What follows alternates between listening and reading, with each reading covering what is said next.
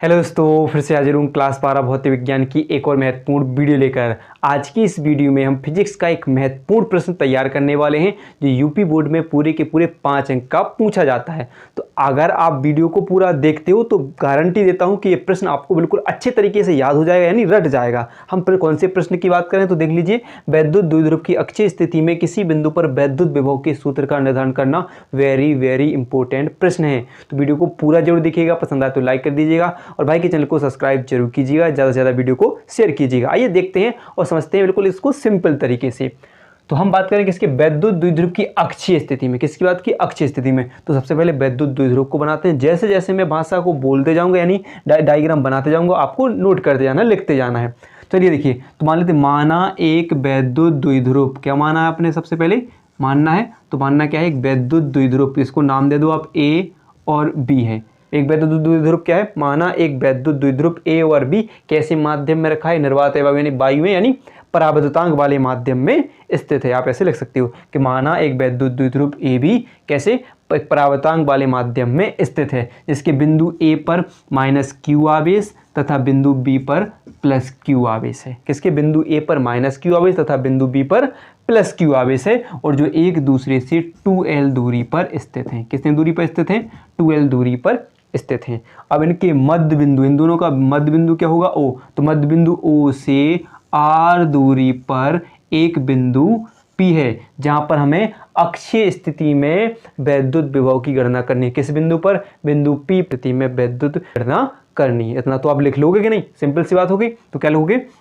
कि माना एक वैद्युत द्विध्रुव ए बी किसके परावर्तनांक वाले माध्यम में स्थित है, जिसके बिंदु ए पर माइनस क्यू आवेश तथा बिंदु बी पर प्लस क्यू आवेश स्थित है, जो एक दूसरे से 2l दूरी पर स्थित है। इनके मध्य बिंदु O से R दूरी पर एक बिंदु P है, जिस पर हमें वैद्युत द्विध्रुव अक्षीय स्थिति की में वैद्युत विभव की गणना करनी है। अब थोड़ी सी दूरियां और देख लेते हैं। अगर बात की जाए, जैसे अगर आप छोटी छोटी से कि बिंदु A से O तक की दूरी कितनी हो जाएगी, तो L, यानी यहाँ पर टोटल दूरी कितनी है, 2l है। अगर आधी आधी दूरी की बात करें तो A से O तक की दूरी L, और ऐसे B से O तक की दूरी भी कितनी हो जाएगी, L हो जाएगी। ये तो हमारी आधी आधी दूरियां हो गई। अब अगर हम बात करें कि प्लस क्यू आवेश के कारण, प्लस क्यू आवेश से P बिंदु तक की दूरी कितनी है, तो आप ऐसे लिखोगे कि R माइनस एल। क्यों लिखोगे R माइनस एल, क्योंकि हम यहाँ से एक L को छोड़ रहे हैं, केवल एक L ले रहे हैं। तो R माइनस नहीं, इस R से क्या किया हमने, एक L को माइनस कर दिया, तो R माइनस एल मान लेते हैं। तो यहाँ पर एक जिसका एक विभव मान लेते हैं, यहाँ पर V1 मान लेते हैं, ठीक है, जिसकी दिशा आगे की ओर है,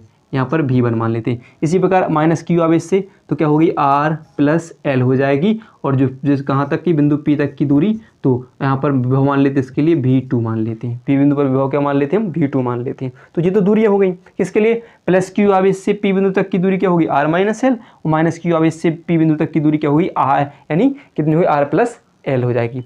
क्लियर है। अब देखोगे कि बिंदु आवेश के कारण वैद्युत विभव, तो वैद्युत विभव के कारण क्या होगा, वैद्युत विभव का फॉर्मूला पढ़ा आपने कि V बराबर 1/4 pi epsilon not into Q बटे आर। किसके कारण, बिंदु आवेश के कारण। तो सबसे पहले हम देख लेंगे प्लस क्यू आवेश के कारण P बिंदु पर वैद्युत विभव।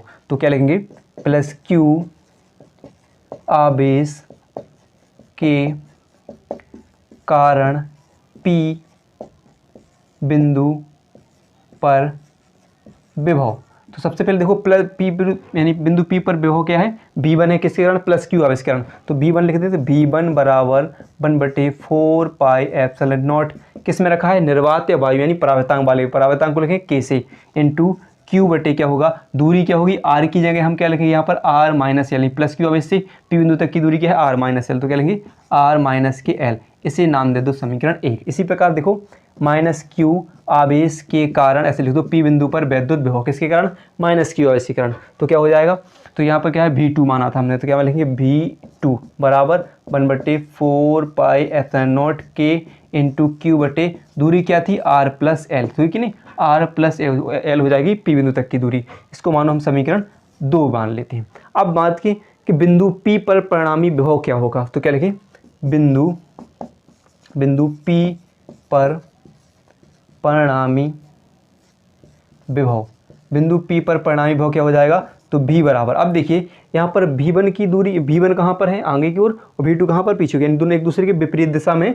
तो V1 माइनस V2, विपरीत दिशा के लिए V1 V2 अगर एक ही दिशा में जा रहे होते तो प्लस हो जाते, तब क्या होगा, हमारा तब b बराबर क्या हो जाएगा 1/4 pi epsilon not k into Q बटे आर माइनस एल, यानी जो v1 v2 के मान यहाँ पर हम रख देते हैं, तो minus 1/4 pi epsilon not k into Q बटे आर प्लस एल। आप यहाँ पर देखोगे कि 1/4 पाई एप्सिलॉन नॉट k इसमें भी है, 1/4 पाई एप्सिलॉन नॉट k इसमें ही, q इसमें भी है, q इसमें भी है, तो इनको हम क्या कर लेते हैं कॉमन ले लेते हैं, यानी q को यहाँ पर लिख के ले लो, q/4 pi epsilon not k को हमने क्या ले लिया कॉमन ले लिया। अंदर क्या बचा सिर्फ हमारा 1/r माइनस के एल और माइनस 1/r प्लस के एल हमारा बच गया। क्लियर है। अब देखिए, अब ये तो ऐसे कैसे लिखते चलो 1/4 पाई एप्सिलॉन नॉट के।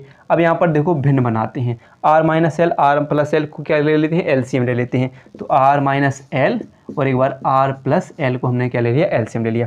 अब यहाँ से r माइनस एल से इन दोनों में भाग देंगे तो r माइनस एल से r माइनस एल कट जाएगा, क्या बचेगा r प्लस एल, तो लिख लो r प्लस एल, माइनस लगाओ, यहाँ से देखोगे इससे r प्लस एल से भाग देंगे तो r प्लस एल कट जाएगा, केवल क्या बचेगा r माइनस एल, तो r माइनस के एल बच जाएगा। ठीक है, आप ब्रैकेट चाहो तो भी हटा दो आप।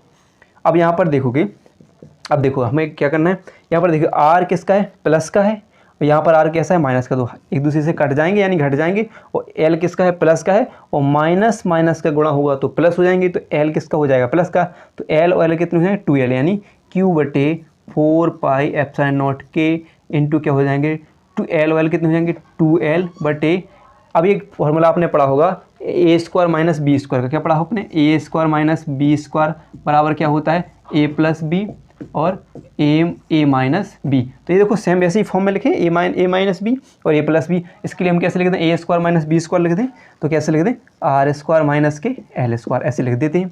ठीक, क्लियर है। अब देखिए यहाँ पर हम मान लेते हैं हमें यहाँ इस l को हटाना है, तो क्या कर देंगे यहाँ पर r² का मान बड़ा है l² की अपेक्षा, यानी l² का मान क्या है नगण्य मान लेते हैं। ठीक है, मान लेते हैं। अब तो क्या करें यहाँ से l का मान हम क्या करते हैं हटा देंगे, तो यानी क्या हो जाएगा b बराबर q/4 pi epsilon not k into 2l बटे क्या बचेगा केवल क्या बचेगा r², क्योंकि हमने l का मान क्या होगा नगण्य मान लिया और हटा दिया। तो अब क्या बचा, अब तो q को अब अपनी जगह पर पहुंचा दीजिए, यानी b बराबर क्या हो जाएगा 1/4 pi epsilon not k into 2ql, हमने q को कहाँ पहुंचा दिया 2l के पास बटे r² मान लिया। आपने वैद्युत द्विध्रुव आघूर्ण की परिभाषा पढ़ी होगी कि 2ql बराबर क्या होता है p, यानी कोई एक आवेश और दोनों आवेशों के मध्य की दूरी के गुणनफल को वैद्युत द्विध्रुव आघूर्ण कहते हैं। तो कोई आवेश यानी एक क्या होगा q और दोनों आवेशों के बीच द्विध्रुव के दोनों बीच की दूरी क्या होगी 2l, तो दोनों के गुणनफल को क्या बोला जाता है वैद्युत द्विध्रुव आघूर्ण, तो इसे बोलेंगे हम p से। तो क्या हो जाएगा b बराबर 1/4 pi epsilon not k into क्या हो जाएगा p/r², क्या हो जाएगा p/r², यानी ये हो जाएगा आपका समीकरण, यानी किसका फॉर्मूला अक्षीय स्थिति में वैद्युत विभव का फॉर्मूला। और अगर आप चाहो k का मान तो k वायु निर्वात में k बराबर क्या होता है 1, तब क्या हो जाएगा आपका, तब b बराबर 1/4 पाई एप्सिलॉन नॉट k की जगह आप 1 रखोगे तो हट जाएगा, इंटू p बटे क्या हो जाएगा आपका p/r², ये हो जाएगा आपका फाइनल फार्मूला। और मात्रक की बात करें तो आप जानते हो कि वोल्ट होता है, तो ये निकल कर आ जाएगा। क्लियर है, समझ में आया। तो वीडियो पसंद आई हो तो वीडियो को लाइक और चैनल को सब्सक्राइब करना ना भूलिए।